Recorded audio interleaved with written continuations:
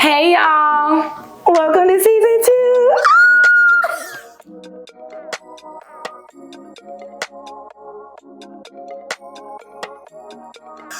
Okay, listen, I did not want to scream, but I am very excited because one, we survived season 1 and you're still here. So I'm glad that you're here, you're watching. I'm gonna get straight to it though. Season 2, how can I say this? Season 2 is definitely going to be a switch up from season 1 because I feel like in season 1 I had to obviously do an intro, introduce y'all to myself and my own story, but now we can really jump into other people's stories and just like other stuff, you know, life after divorce is, this season we probably gonna be talking about like dating and all the things, but right now, this episode I'm excited about. Not because it's the first one of season 2, but because of who I have, y'all. We kicking the season off with a guest, and she's my favorite person in the world.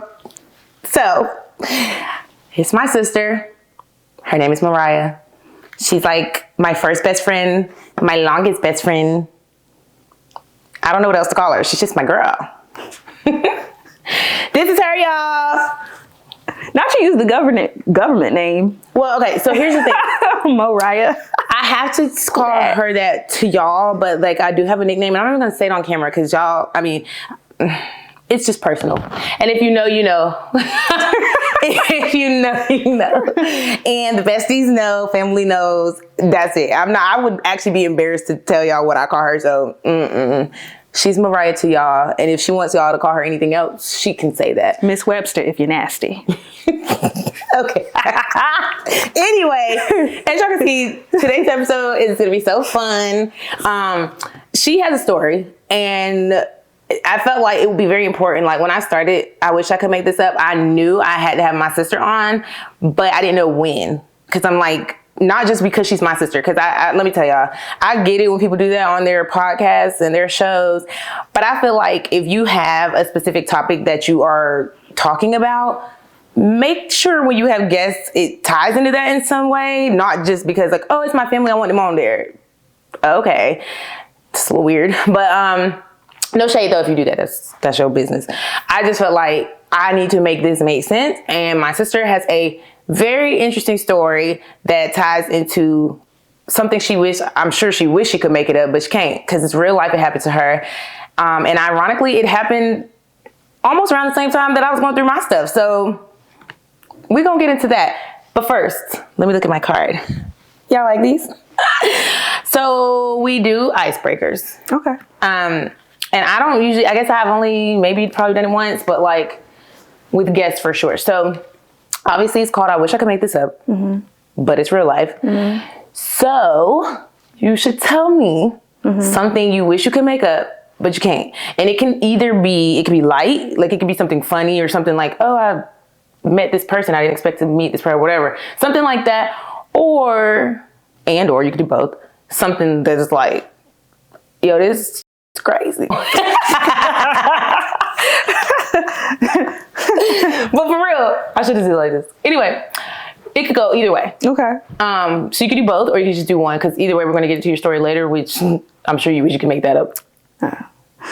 All right. So something I wish I could make up, or I couldn't make up. Which one? You wish you could make I wish up, I could. but you can't. But I can't. It's real life. Ooh, I'll do a heavy and a light. So I'll start heavy. Yeah. I was nearly kidnapped twice as a child. Yeah. I remember one of those. I don't remember the second. Watch your cheering. They snatching everybody out here. Yeah, that's true. I won't go into how all that happened. But No, you have to tell the one that I remember though, because that is actually the one that you remember? Virginia. Oh, in Virginia. Hotel room. Okay, yeah. So when we were 6 and 9, we were in Virginia and we were on vacation in one of those hotels where when you walk out the door, you're outside already. And I was asleep. We were all asleep. And I don't remember any of this, okay? My father told me he heard the door jingling and he kind of woke up and was like, I remember. He was like, what are you doing? And I was like, I gotta go outside. And he was like, what do you mean? He jumped out of bed. The chain was still on the door. Hold on, context, she used to sleepwalk. I used to sleepwalk. We didn't know this until that moment though. Like, yeah, so that's how we also found out that I was sleepwalking. Anyway, and so Dad told me that he went to the door, and when he looked through the crack, it was a dude on the other side dressed in like ninja wear, like trying to wave me out the door. He shut the door and I was not kidnapped. I remember that. The way that I found out about this is because when I was little, I used to have nightmares about being kidnapped, like reoccurring. And one day I was like 12 when I decided to tell my parents, like, y'all have been having these reoccurring dreams. I'm getting taken. And they were like, funny story. I was like, what you mean? Funny story. They were like, yeah, you almost, twice people was trying to snatch your girl up. And, yeah, so that's what happened. That's how I almost got kidnapped. Okay, I guess that was That's heavy. Oh, that was the heavy one. Okay, I was like, is that heavy or The light? light one is I almost ran into Adam Sandler, like ran into him physically in New York. Oh, by the way, she lives in New York. I live in New York. Yes, we're filming this while she's in North Carolina because Correct. I don't get to see. Well, yeah, this year I didn't see her a lot, Yeah. so I said I have to soak up the moment while you're home. So good. But she lives in New York, so yes, this type of thing happens to her. I think it happens. It happens. Oh yeah, Adam Sandler's very handsome in person, you guys. But he does dress the way y'all think he dresses. He does, but it's not. They be making him look sloppy in the paparazzi photo. He's just not sloppy. They be making him look crazy in the paparazzi photos. So Adam Sandler, if you ever see this, I got your back. Handsome man, very good looking man, very polite, very demure, mindful. Well, glad we cleared that up because I might have agreed with everybody else. So I see those pictures, I'll be like, it's a lie. now, Brother Sandler. That's a beautiful man. God bless him. Okay, well, that's a great, I mean, those stories are, yeah. The heavy one, I didn't know if that was light or heavy in comparison to what we were going to talk about. So it's fine. We're going to get there. So you live in New York because people got to get to know you a little bit. I think they've gotten to know me. Okay. What do you do for work? I am the intake coordinator for an emergency shelter. And what that means is that basically I'm a case manager. So the title is a little misleading because it makes it sound like I'm bringing people in. I'm actually coordinating getting them out into better places. Yeah. Okay. So you went to school at UNC. I'm a Tar Heel born, I'm a Tar Heel bred, and when I die, I'll be a Tar Heel dead. Rah, rah, Carolina. You know, rah, rah, Carolina. I barely know the words. But she's a Tar Heel. And so you got your degree in psychology and Spanish. Correct. ¿Quieres hablar en español? Nena, por favor. I know. I don't think the viewers. Anyway, so yeah, I'm just kidding. But yeah, she is bilingual and I aspire. She's also bilingual. Fun fact. So anyway, that's a little bit of who she is. She's my sister. She's my older sister, actually. I don't think I said that. And I know some of y'all probably were wondering. 3 years older. So, we're close. Actually, y'all saw her in the picture from episode 1, season 1. So there's that. But we just gonna jump straight in because we don't want this episode to be like way too long attention spans. So here's the thing, y'all. Y'all know I went through a divorce and I gave y'all the rundown. Literally the month I became separated, I did not know she was on the cusp of ending her engagement. So like probably, I'm trying to think, a few months before I actually got married, she got engaged. And it was exciting. Like we both, I think we were excited. Well, by the time she got engaged, I already was dealing with some stuff in my relationship. So I kind of was like, oh, great. But I was excited for her because I was like, okay, cool. We could kind of take the focus off me and like focus on her. But I didn't know it would end up the way it did. So it was an interesting time frame for our family because especially my parents, I feel like, I don't know what they were thinking. I'm gonna be honest. I can't even imagine, especially after like, okay, you got one daughter going through a separation and then boom, like basically a month later, your other daughter who's about to get married in 2 months, she breaks off her wedding and it's like, we're not doing it. What were our parents thinking? the money that was spent, I feel like I owe them, you know? I don't know. But I do want to talk about boundaries here because we talked about this. So season 1, episode 2, boundaries. And I know I was telling y'all about how she and I were trying to figure out like what the boundaries look like in this season where we're both going through something. But at the same time, again, it's like, this your sister, this your best friend. You're supposed to talk about everything. But y'all both are going through things that felt like at that time the worst things we've ever experienced in life. And we don't know how to navigate. You know, we're just trying our best.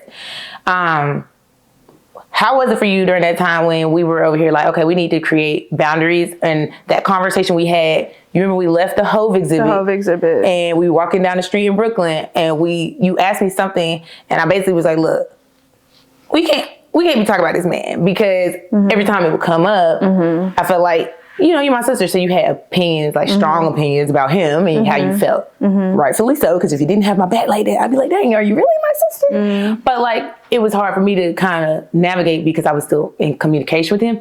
So how was it for you when we were trying to figure out the boundaries in the relationship? At that time, what was that, June 23? June 22? And it was all, no. It was, it was not. 23. Yeah. Okay, let me think back. Let me calibrate. At first I was like, I don't want to say dates, but I'm like, it's too late. We're here. Well, I feel like, oh, yeah, sorry. We could edit that. Bleep it like it's a cuss word. I'm trying to remember. I'm gonna be honest. The last couple of years, some things are foggy. But I would say with that specific conversation, we're honest in our family when we have feelings about a thing. And so I feel like I was glad that you said something and that you communicated your boundaries well. Like you weren't yelling and screaming at me. You just was like, yeah, it is how I feel. And I was like, respect. Thank you for telling me how you feel. And that was good. I mean, I think for me, I'm someone who just likes clarity. You're blunt anyway. It's not like Nene don't be tipping-toeing around stuff, okay? She don't tiptoe. She was a dancer, but she don't tiptoe, huh? She don't. The tippy toes, she don't do it. Flat foot. Fee, fi, fo, fum. Here she comes. When she, we was walking and she shared what she shared, like I'm trying to keep myself in a space where I can have grace and have forgiveness, and I can't do that if you're being negative. I was like, makes sense to me. What you want to talk about? You're right. So yeah. I was glad for the clarity. I think it helped. I think that conversation was successful because we both been in therapy for a while. Correct. So by the time we approached it, it's like, well, we're both two healed people. Well, not at that at that moment. We had a toolbox. We were emotionally healthy individuals, though, for the most part. Like, we are emotionally intelligent, and we are able to say, when I need to set boundaries, I can clearly state what they need to be. Yeah. And then also, I can respect your boundaries, whatever that looks like, and still have a relationship with you. Because I think a lot of people sometimes, when somebody says boundaries with them, they get very distant because it's just like, well, I don't want to overstep, or I don't even know how to stay outside that perimeter. So it's like, I'd rather just not deal with you at all, which I think that's not cool. Just respect the boundary. They're still trying to be there. It's just, these are the things they need to protect themselves. Right. So I think we did a good job with that. Yeah. And then after that, I feel like we just thrived from there. We kind of bounced back, even though I still was very much in a weird space, but we started back talking more. Yeah. Yeah. Because I think we were a little distant, which was odd to me. But I'm like, bro, at one point I just remember you had called me, wanted to talk about your stuff. And I'm thinking, girl, I don't even feel like talking about this. But I'm like, dang, I got to be there for my sister because who she going to call? I'd rather she called me. But then I'm like, I don't really feel like talking about it because I, want to beat this man up. So I hope you see this episode.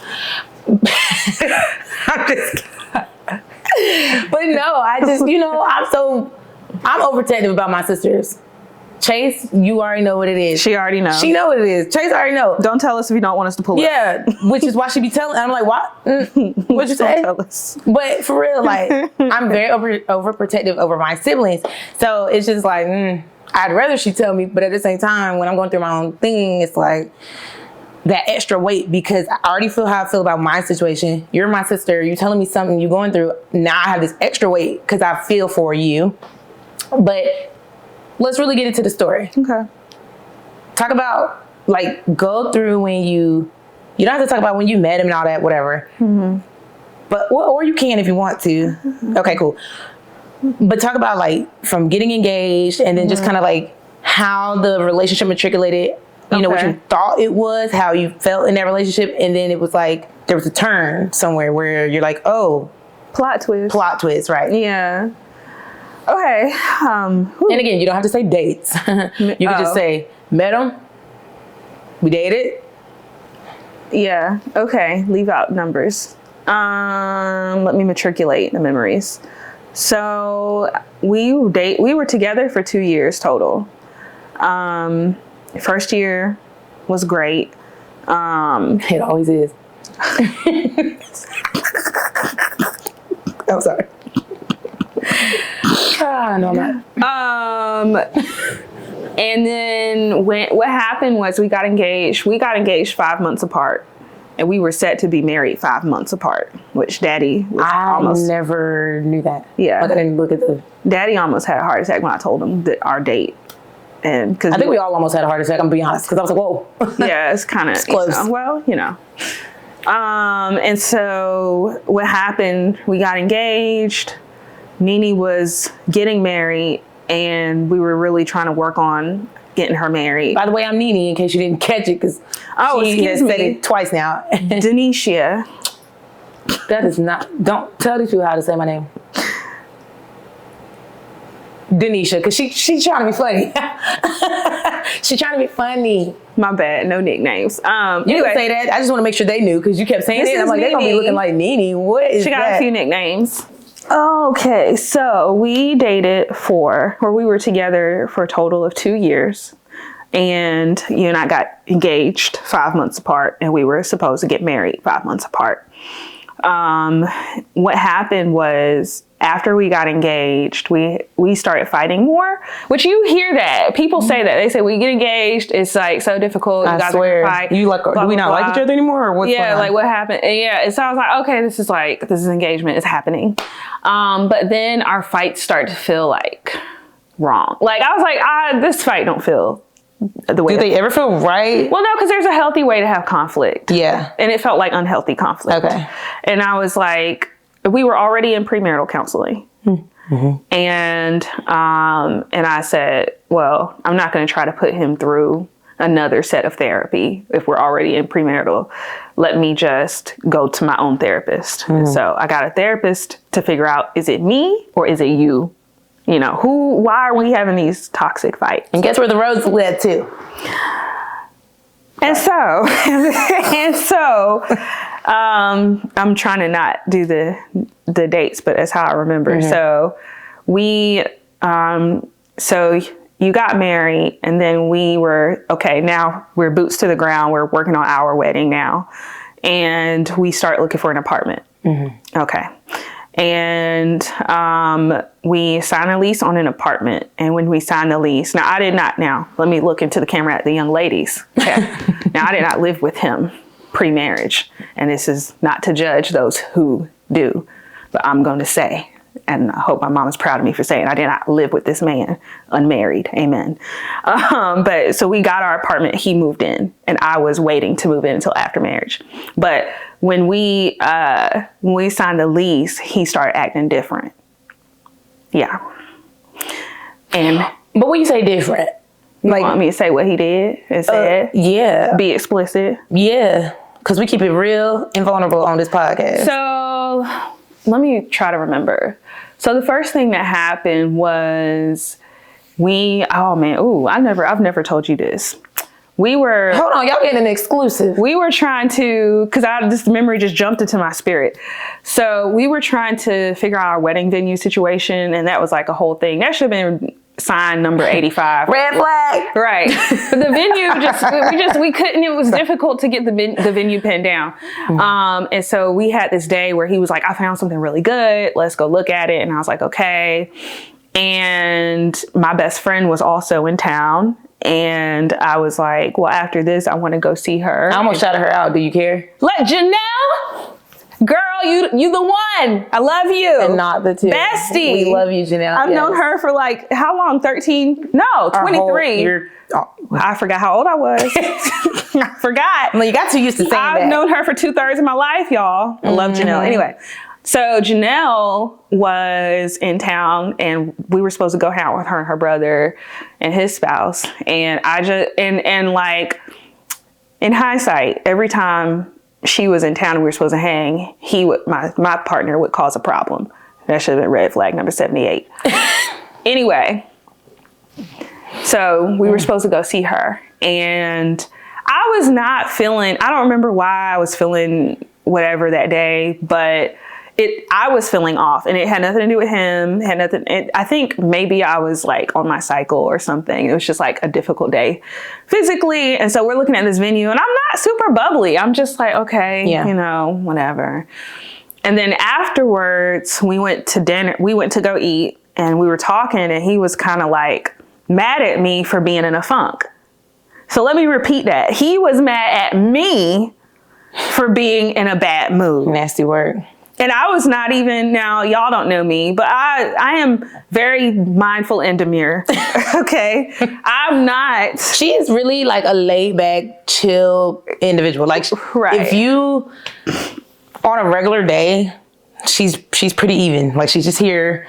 She's not in a bad mood. She's just chill. I'm here. And even if I am in a bad mood, I just kind of get quiet to myself. And so it's not like I'm in a bad mood, I'm being sassy with him. No, I'm not. I'm just not like that. I don't have the energy for that. And he got angry with me for being in a bad mood. That sounds familiar. And then he kept saying stuff like, I don't like this Mariah. I want the other Mariah. Well, I'm not schizophrenic, so I was like, this is the same one. And then I got an attitude. Because I was like, first of all, it's the same one. So I don't know who you're looking for. Like, which other one are you looking for? Go find her, because it ain't here. She is me, I am she. And long story short, we ended up not going to see my friend that night. And then I remember we had got on the phone with my parents because we were supposed to be, they were helping us pay for everything basically. And so we had got on the phone with them to, figure out how to pay for the venue and blah, blah, blah. And while we were on the phone with them, he started saying, yeah, I told Mariah this and I told Mariah that, but he had not told me none of that. A liar. And in fact, he was telling them things that I had said, and it was dealing with our apartment. I don't want to go into detail, but I remember being like, and so everything was around the apartment. Right. When we signed the lease and we got this apartment was when things started to shift. Like yeah. And I don't think I was fully processing it with clarity. I didn't have all the tools that I now have to understand what was happening. But also, like, you were in the middle of it. I was in the middle of it. You're not going to be seeing it clearly. No, I wasn't seeing it. And he was fine, y'all. I just want to say. You don't think so? No, I agree. I do agree. That's the problem. But it'd be the ones that's fine. That man. I mean, maybe I need to give me an ugly man. I cannot be serious. You might be correct. I need a medium ugly. I don't know. Medium ugly. Fine ones be cheating and they be lying. They be doing all the things. I'm like, what is wrong with you? Beautiful man, not very kind. But yeah, he was very handsome and I was really attracted to him. And I think, that didn't help. But no, it never helps. It didn't help, no. And so, where was I? So he lied to mom and daddy about the apartment stuff, or the venue stuff, not the apartment. So the lie was, because we were trying to decide if we wanted an apartment in one, so it was the same complex, but it was one unit versus another. And I was telling him, I don't want to be up on whatever floor, because what if the elevator goes out? What if I'm... Mind you, during all this time, she's already living in New York. I had been living in New York for like a few years. Yeah, she's already living in New York. So everything about this relationship is a New York relationship. This is a New York relationship. For context. Yeah, that's a whole other thing. Yeah. But, and so I was like, I don't want to be up on that floor. It was like the 20th floor or something. I was like, what if the elevator goes out and I'm carrying stuff? What if I'm carrying a child? What if I'm pregnant? Then you what? Just never know. You never know. And so, and then, and I was like, I want this other one because it's just all the reasons why. But when we got on the phone with my parents, he was like, yeah, I told Mariah, we don't want to get that top one because we don't want her to be dealing with all this stuff. And I was like, I would have been on that phone like, give me my phone. Let me talk to my parents. yeah, I don't know. Crazy. So that was and that was like, oh, I was going to say the date. My bad. But you can say whatever you want. I just usually don't. You usually don't. Yeah. You probably have good reasons though, so I'm gonna follow suit. And so that was like the beginning of me realizing something's wrong. Something is off. Wrong. This does not feel right. And then the next month, I was at his place. So he was getting ready to like move out and move into the apartment. And we were having a very normal conversation. And I said something, I guess, that offended him. And he was like, I'm going to strangle you. Hold on. Let's pause right there. Let me talk to y'all, because if a man ever says something like that, I don't care if he been drinking, sober, playing or not. Yeah. Don't take that lightly. No. Because, they say behind every joke or within every joke, there's some truth or something like that. Do not take that lightly, because one thing about it is we're not doing domestic violence. We're not even joking about it. It's not funny. Whether you've already dealt with it, somebody who has, it's not funny. There's nothing funny about it. So keep that in mind as she continues to tell this story, because I did know about that. By the time I found out, though, I was deep into, I wasn't deep into my separation, but you didn't tell me right off. No. You told me some months later, yeah. But we don't play about that. So, okay, back to you. So he said... And if you need help with domestic violence... Oh, that's the part, yeah. Safe Horizon. You can call them. We can put the number on the screen. Can y'all do that? Put the number? We can. We will. All right. So what happened was... And he said it straight face. We were not yelling. Y'all, I'm telling you, it was just conversation. I believe you. And I remember being like, hey, you don't get to talk to me like that. He was like, I didn't mean it. I was like, no, if you are upset about something, you say what you're upset about. Don't talk to me like that. And I said it. And somehow we moved on in the conversation. I think part of me was in shock that it happened. And all I remember is I went to the bathroom and I just remember I sat on the floor. And I was like, oh my God. Am I about to cry? I'm triggered. I might be about to cry. Oh my God. Oh, you need tissue? I've never cried about this, but maybe I do. But I'm gonna soldier through. Just your makeup is done. Cry up. Look up and get I was sitting on the floor and I was like, I called my daddy. I was like, this man really just looked me in my eyes and told me he was gonna strangle me. You called daddy? No, I was thinking. I was like, I'm gonna call my dad because I can't believe he just said that to me. But I was afraid to come out of the bathroom. Again, context. This man was like 6 feet, maybe over 6 feet. She's 4'11". He's petite. Big dude, like he work out, you know what I'm saying? And you gonna say that to her with a straight face, kidding or not, I'm scared. You're a threat to me now. Yeah. That's scary. I was afraid. And even though he had not really ever been violent with me, but I was like, I was afraid. I was in shock. I was processing, and I was like, I'm calling my daddy. Then I was like, no, because my daddy used to be a bounty hunter. And so he would come up to New York and find him. So I said, if I call daddy right now, he's going to be here in T-minus 5-6 hours. So then what did you do? Because you didn't call me. I didn't tell anybody. I think what happened was... Common theme. I got a car. I came out, and he was like, why are you... So it was like, to him, it acted like it didn't even happen. And he was trying to play or whatever and was like jumping around corners. Because we used to do that to like prank each other, whatever, jump around a corner, like jump scare. And I just was like, now I'm actually not scared. reacting. Yeah. And he was like, what's wrong? And I was like, nothing. I'm just going home. It's late.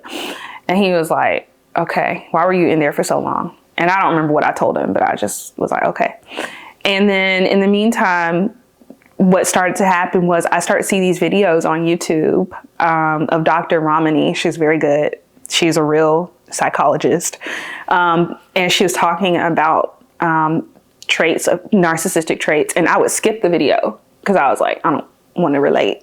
Nothing. I'm going to skip it because I don't want to relate. Yeah. Probably can though. Yeah. And I know narcissism is a buzzword. Yeah. And so but I'm not really on social media either. So it's not like I had been seeing stuff, but for whatever reason, this would just pop up in my feed. And, I remember one day I was like, F it, I'm gonna watch the video.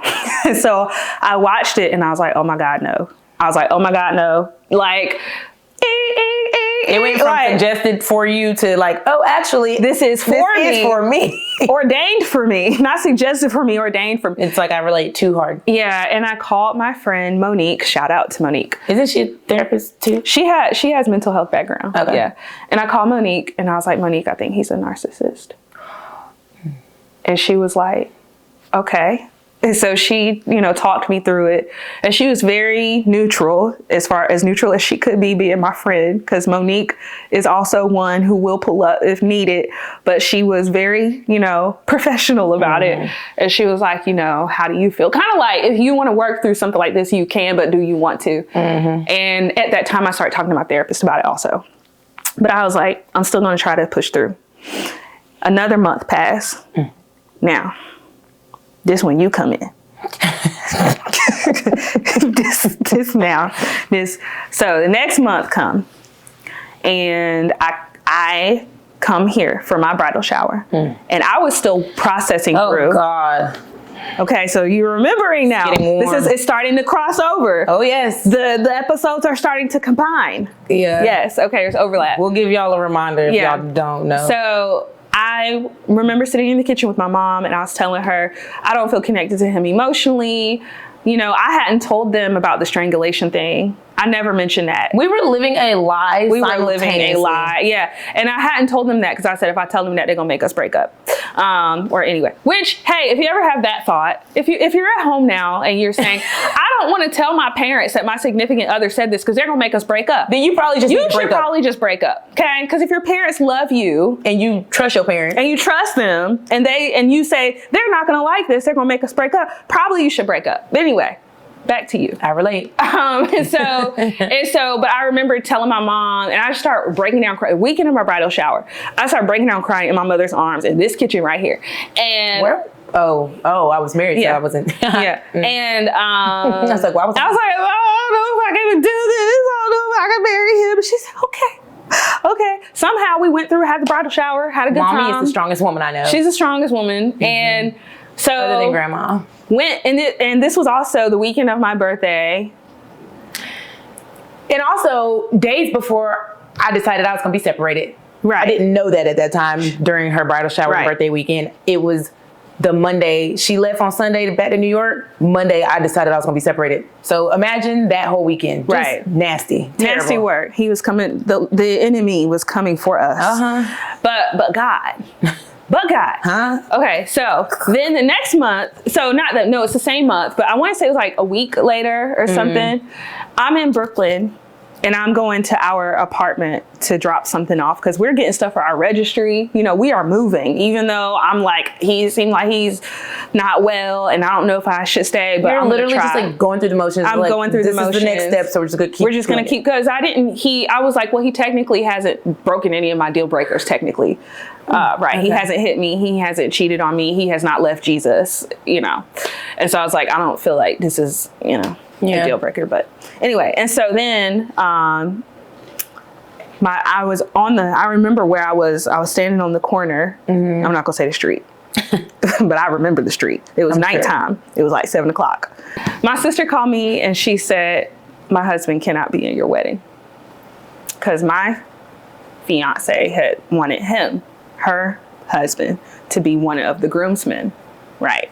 Because they had really hit it off. That was a Wednesday night. I had just finished therapy. And before I got off, she said, before you get off this, she said, before we speak next, you need to tell your sister what's going on in your life. And I was like, ooh. We hung up at 5:59, 6 o'clock. I think I texted you because I knew you were getting off. I said, call me when you leave work. Yeah. So I'm standing here at the stoplight because I'm waiting to cross the street because I'm a North Carolinian, not a New Yorker. I do not jaywalk. But you live in Chapel Hill, so you kind of do. Anyway. But yeah, so I was like, she called me. She said, he can't be at your wedding. I was like, why not? And she said, well, I'm stepping away from my marriage because. Well, yeah. What? leaving my marriage. Stepping away sounded like I was doing something wrong. Leaving it. Well, yeah. I'm leaving that. She man. said it was getting. I'm getting divorced. Basically. and she told me why. Can I say why? Yeah, they already know. They already know. She said he was unfaithful or something like that. And all I know, everything went black. I think I used infidelity. I was trying to be all formal. She was trying to be, Nene gets like formal sometimes with things like this, which is very interesting. But anyway, she's like, there was infidelity or whatever. And I was like, hey, what? Well, here's all right. So of course I have to do the pleasantries of saying like, share, and subscribe to my channel. Everything is under I Wish I Could Pod. So TikTok, Instagram, YouTube, Facebook, everything. We will be dropping every Monday at 1 p.m. So please turn on the notifications so that you can make sure you tune in every time we drop a new episode.